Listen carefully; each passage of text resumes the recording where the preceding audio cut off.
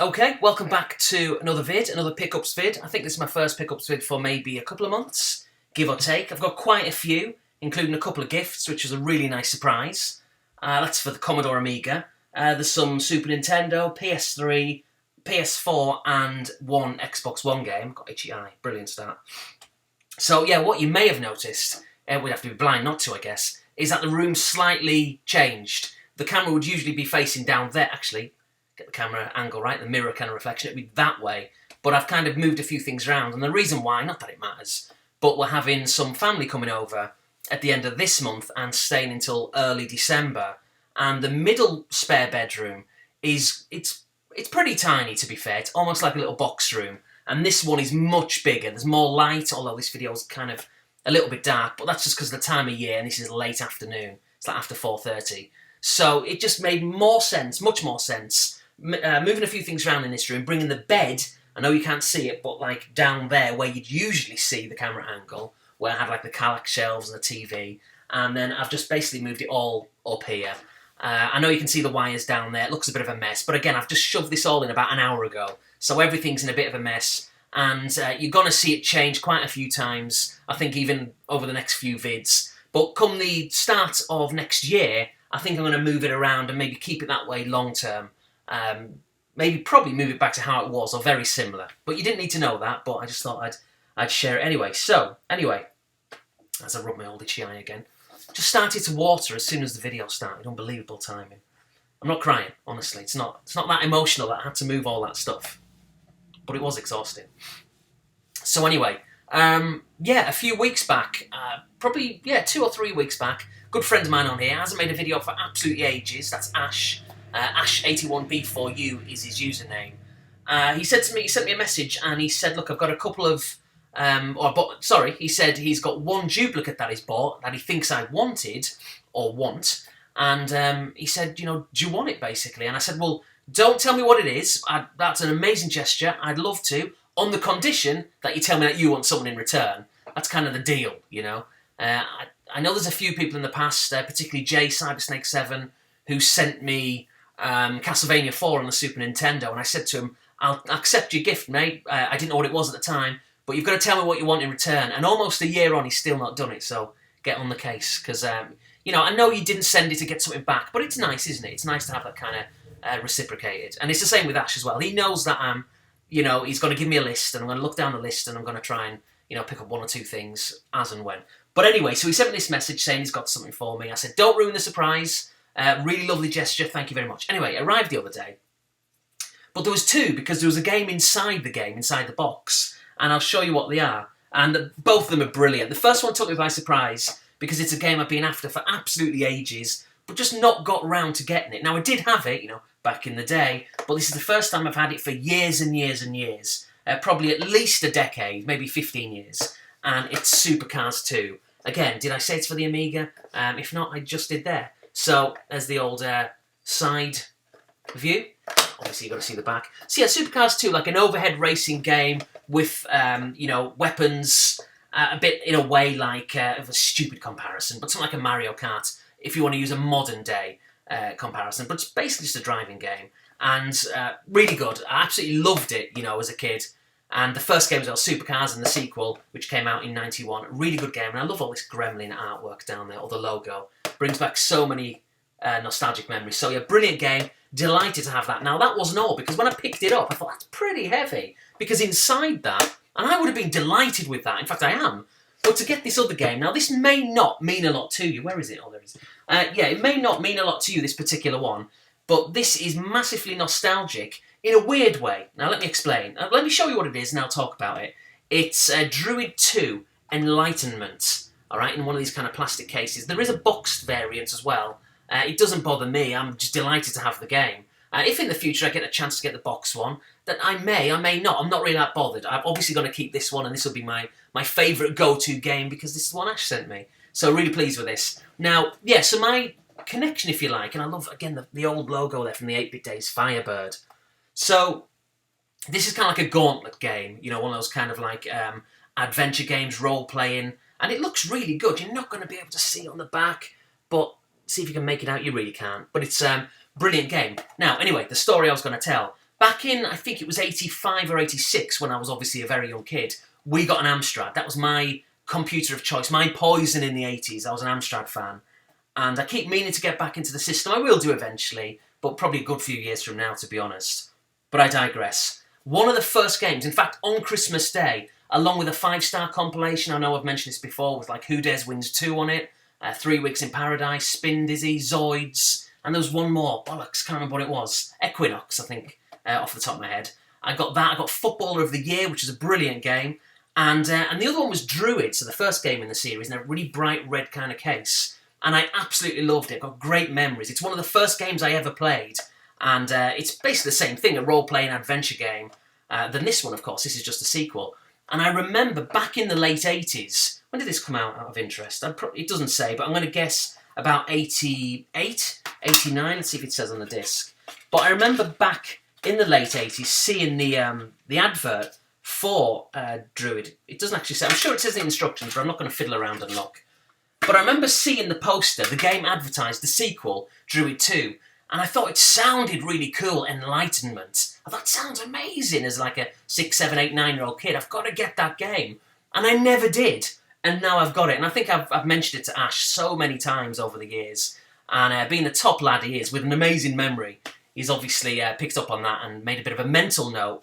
And then when he had an opportunity to have a duplicate, I guess, or when he got a duplicate, then he sent it to me, which is really, really nice. So, yeah, Supercars 2 and Druid Enlightenment. Really, really pleased, or Druid 2 Enlightenment. Really pleased with that. And really out of the blue. And, you know, when someone sends you something... Sorry if you can hear a lot of rattling here. I'm trying to put this thing back together. Yeah, when someone sends you something, just out of the blue, it's just a really nice gesture and just restores your faith, you know, in humanity and in YouTube and all that kind of stuff. It's really, really nice. So thanks, Ash. I know we've talked via Twitter and all that kind of stuff, but you've got to tell me what you want. It's only fair. But I'm really, really, really happy. 3 lots of reallys there with those games. Just chuffed to bits. So that's that. Now, speaking of retro, these are a couple of games for the Super Nintendo that I've picked up myself quite recently. Probably 2 to 3 months ago, actually. Well, yeah, a good couple of months ago. I've played them both, not extensively, but enough to talk a little bit about them. I'm not going to go in depth. And they're both American games. Now, you'll know that being in America, I prefer PAL. I'm not going to go down the whole reasons of why I prefer PAL. I know I talk about it a lot. Just because of nostalgia, of course, as you know. But it's just so much easier buying American games, so I will still, long term, I do want to buy PAL, but for now I'm kind of focusing on American, just as and when. There's no rush, just as and when. But I saw these 2 games, I really wanted them, they were at a cheap price, so I grabbed them. The first one is True Lies.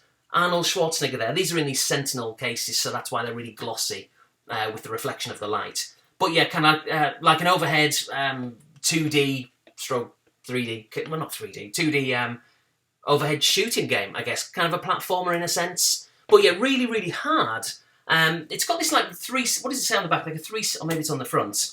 Yeah, 360 degrees of firing power, which is kind of true. It does rotate, but it doesn't quite work as well as it's advertised, in my opinion. It's a little bit clunky, but it's quite fun. I think graphically it looks quite nice. Some really good touches on there. The movie I haven't seen for years since it came out, which probably would have been around about the time of the game, 91, 92, give or take. But I really like the game. I think it's really good. It was only about $15, and usually tends to go for about double that amount, from what I've seen anyway. So it's in good condition, box complete, the usual thing. A decent game. I'll probably do a gameplay at some stage in the future. Obviously, you're going to do the sides. Although it's an American game, so they are pretty boring, really, with the spines, in my opinion. Not that it matters, I guess. Although it clearly does, because I buy PAL.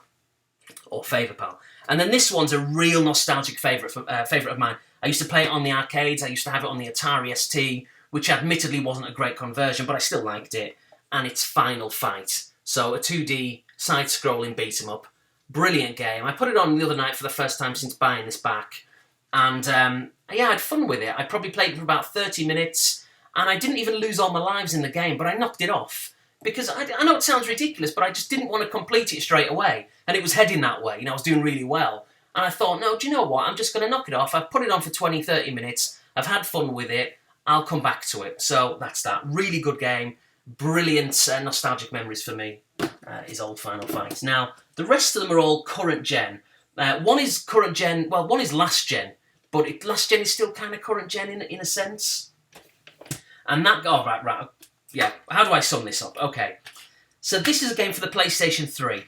I wanted this game when I first when I first heard rumours of it coming out, of around about 5 years ago, and it was delayed. It was delayed up until last year, and it was a really strange, at the time, I remember thinking it was a really strange idea of them to bring this game out, because it was such a long time since it was announced, and by all accounts they'd cancelled the game, they weren't going to be making it at all, because they'd missed their deadline by 2 years or whatever it was, and that's the last everybody knew. This game, which almost came out, was going to be canned, and it wasn't going to come out. Now, obviously, they ended up releasing it, probably, this is my little theory, because the game's not very good, which is a real disappointment. But I think they realised it wasn't very good. They thought they'd get slagged off completely, which they would have, and I think they actually did subsequently since the game has come out. But I think they thought to themselves, well, let's release it anyway, because now the PS4's out, the Xbox One's out, and this game is obviously going to creep under the radar, which it has done. The game is, no further suspense, Enemy Front.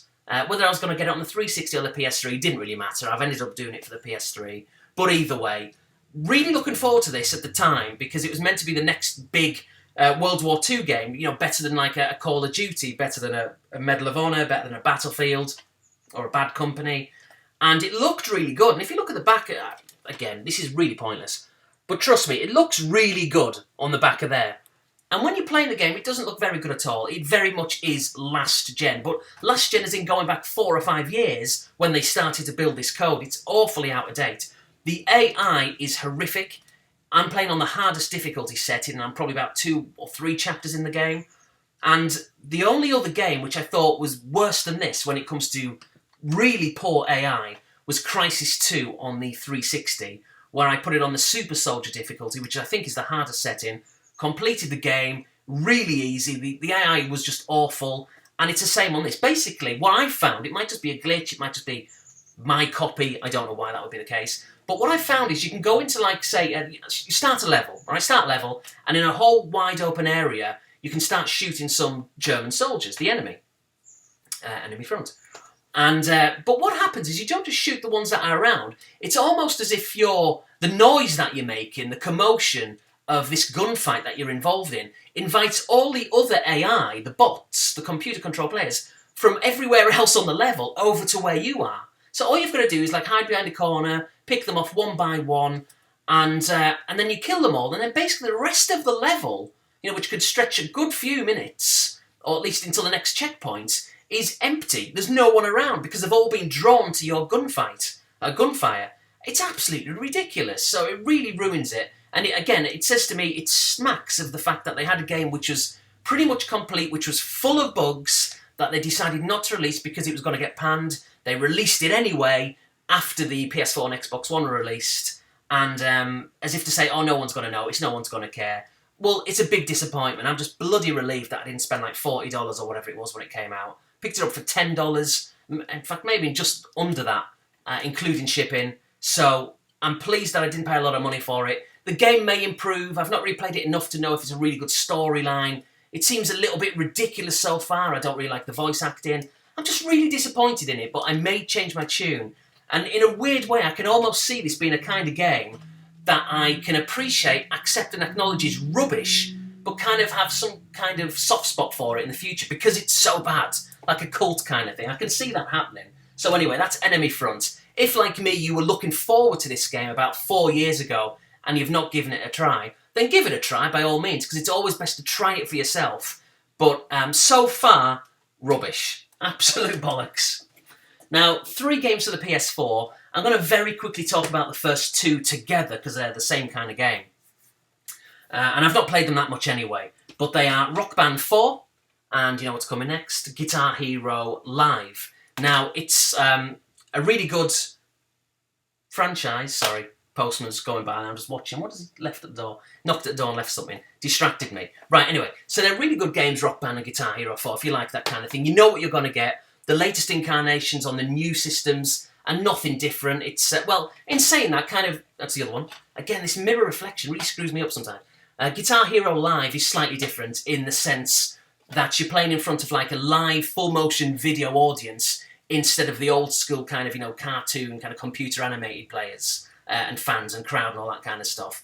But it's a little bit cheesy. It's good that they're trying something different, but it's a little bit cheesy. They've also slightly mixed it up on the guitar, where you've got two different kind of notes, but it's really difficult, I find anyway, and in a way, I'd prefer it if they stuck to the old way, the traditional way, bloody hell, the traditional way, which Rock Band 4 has, with all the colour controllers and the old school guitar. It's basically the same.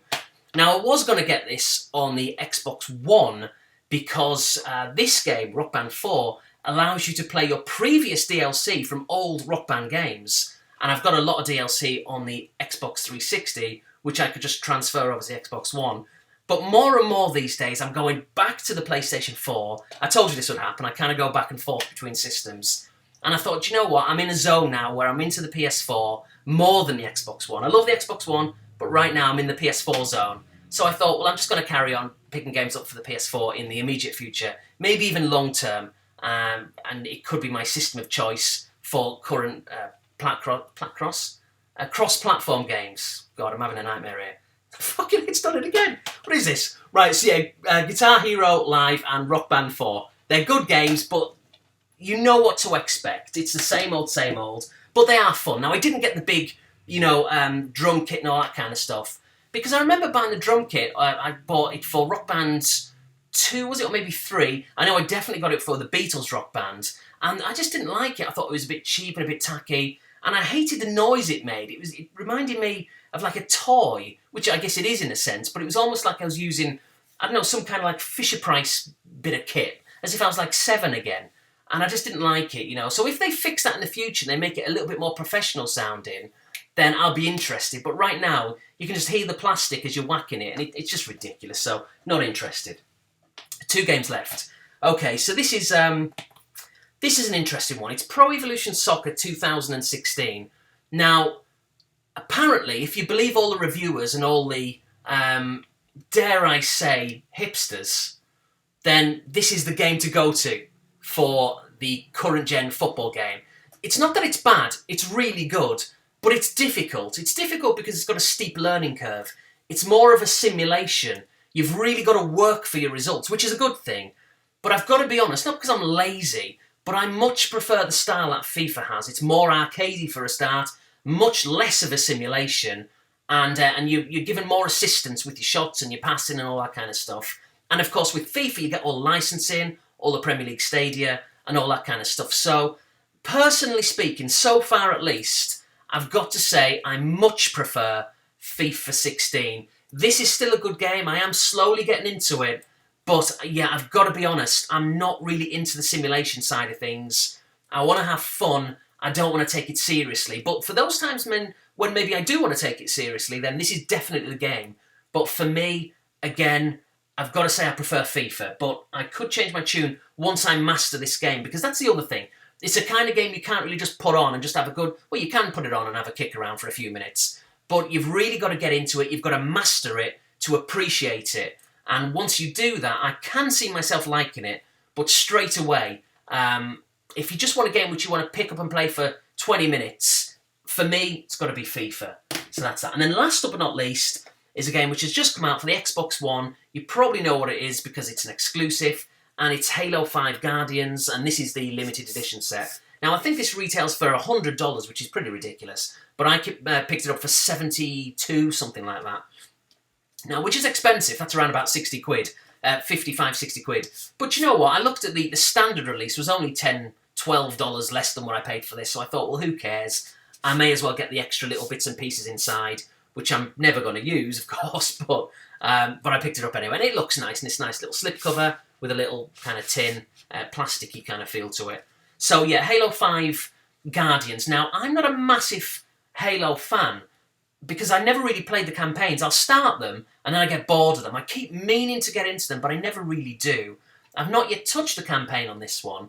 I've went straight to multiplayer. Now, I've got to be honest, when I went on the multiplayer for the first time yesterday, or the day before, I think it was now, it was good, but it was just the same as any other Halo game. But having played it a little bit more, and probably now for maybe 3 or 4 hours, it is really good. It's the best one so far, but it doesn't deviate away from what we all love when it comes to Halo. It's the same old thing. If you like previous Halo games, particularly online, then you're going to get the same thing with this one. So, one of the things I think it's called Warzone. Yeah, it's called Warzone. And it's quite controversial because not everyone likes this. I think it's brilliant. They did something very similar in Titanfall, which again, not a lot of people liked. But basically what that is you can go online, because it's all online, but you play with human control players, but on top of that, there's bots, computer controlled bots, which make up different, like additional people to kill. Now, I really like that, and I loved it in Titanfall as well. And the reason why I like that, and I think they should do it in all multiplayer games, is, yes, all right, the AI, the artificial intelligence for the bots is usually pretty bad. It's pretty standard stuff. But what I like about it is if you're just a newcomer into a game or into a genre and you're not very good at first-person shooters online because it's so competitive, what I love about having the bots included and incorporated into the game is it gives you some easy kills, so you feel as if you're contributing to the game, to the overall score. You don't get as many points for killing the computer-controlled players as you would from a human-controlled player, but you get enough to make a difference, to help you rank up and all that kind of stuff.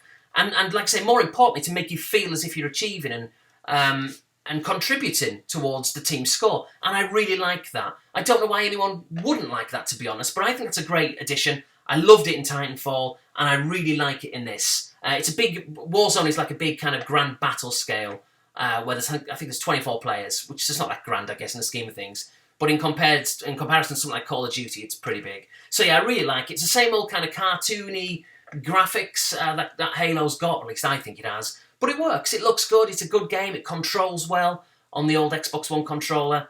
It's a good game. So really pleased to get it.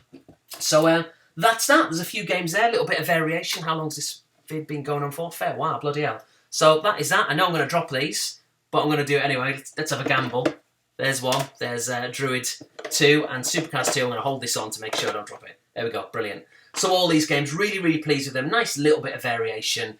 And yeah, just delighted. Now, please check out Ash's channel. He's the one who sent me Supercars 2 and Druid 2. He's not made a video for ages. He does tend to concentrate on the Amiga and the Amstrad, but he buys other things as well. You're probably going to be aware of his channel, because the chances are, if you know me, you'll probably know him. I'm sure you will. But I'll put a link in anyway for you to check out his stuff. And until my next vid, that could be tomorrow, it could be next week, whenever it is, thanks for watching, and I'll see you later.